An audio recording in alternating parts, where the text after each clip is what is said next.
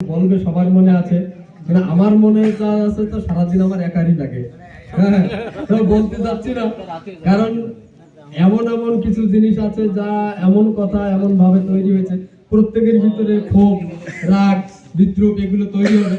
আমি চাচ্ছি না। হ্যাঁ হ্যাঁ, পেটে থাকলে গুরুদেব ধন্যবাদ। তো এবার আমি চাইছি একটু লক্ষ্য কর, তপনদা, পান্ডেদা একটু খেয়াল কর সবাই। দলপতি এবং সঙ্গে যানরা আসছেন বিশেষ ভক্ত সকলের কাছে, তাহলে আমরা নতুন সংগঠন তৈরির দিকে এগোতে পারি। সবাই হাত উঁচু করে সমর্থন করতে হবে, পারি। হ্যাঁ, তাহলে এরপরে কথা হচ্ছে আমি যে কথাটা আপনাদের হিন্ট দিয়েছিলাম,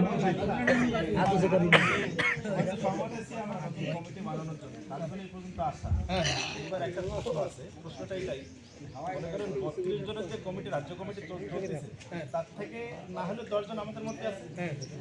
ওই কমিটির লোক আমাদের মধ্যে এই সহমতি আছে কিংবা আমাদের সাথে চলতেছে তার। এবার একটাই করা হোক, কমিটি যখন মান সম্মান রাখা হচ্ছে না, তাহলে এই যে সদস্য আমাদের সঙ্গে আছে তারা রেজিগনেশন লেটারটা যদি দেয়, দিয়ে আমরা এই সংগঠনে না না আমার দা, তুমি শুনো না এই কথাটা, আর পিছনে আসছো। কথা হচ্ছে কি যে রাজ্য কমিটি যেখানে আছে আমাদের, তারা শ্রদ্ধার পাত্র, সেইখানে শ্রদ্ধা হয়ে থাকুক।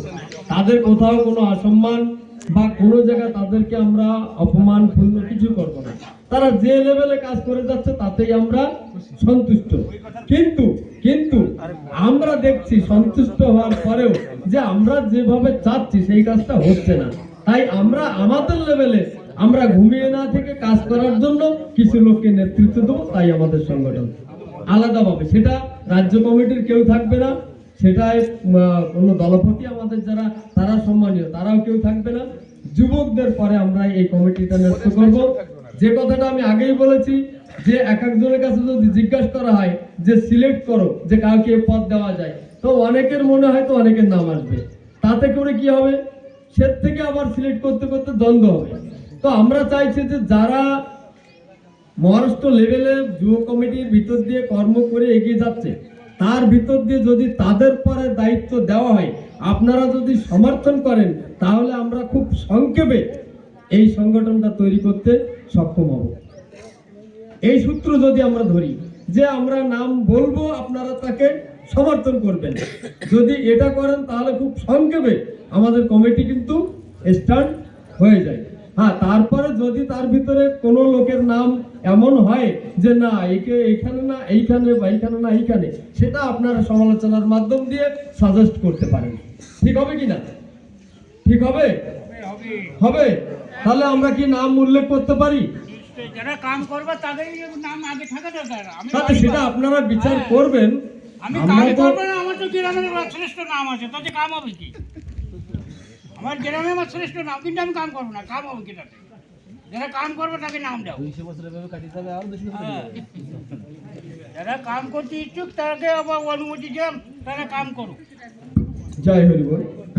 যাই হোক, যদি সমর্থন হয় আমরা সেভাবে নাম উল্লেখ করব। আর আজকে আমরা যে দলপতিদের এখানে বিশেষভাবে আবেদন করা, তো কোনো দলপতির যদি কোনো বক্তব্য থাকে সংক্ষেপে আপনারাও সেটা করতে পারেন। হ্যাঁ, যদি মনে করেন যে না যেভাবে চলছে, যেভাবে কথাবার্তা চলছে, এতে একটু কমা থেকে যায়, সেটা হয়তো আমি দিতে পারবো, তাহলে সে সেই বিষয়ে কথা বলুন। মানে অতিরিক্ত না বাড়িয়ে যদি কিছু কম থেকে যায় সেদিক থেকে আপনারা একটু সাজেস্ট করুন, বা সঠিক পথে যদি চলে সমর্থন করলে আমরা বুঝে নেবো যে সবাই এক আছে। জয় হরিস্থান, জয় শান্তি মাতা, জয় গুরুস্থান, জয় সত্য বাবা। আর কিছু কথা বলার জন্য আমি সভাপতি মহাশয়ের কাছে অনুরোধ করছি।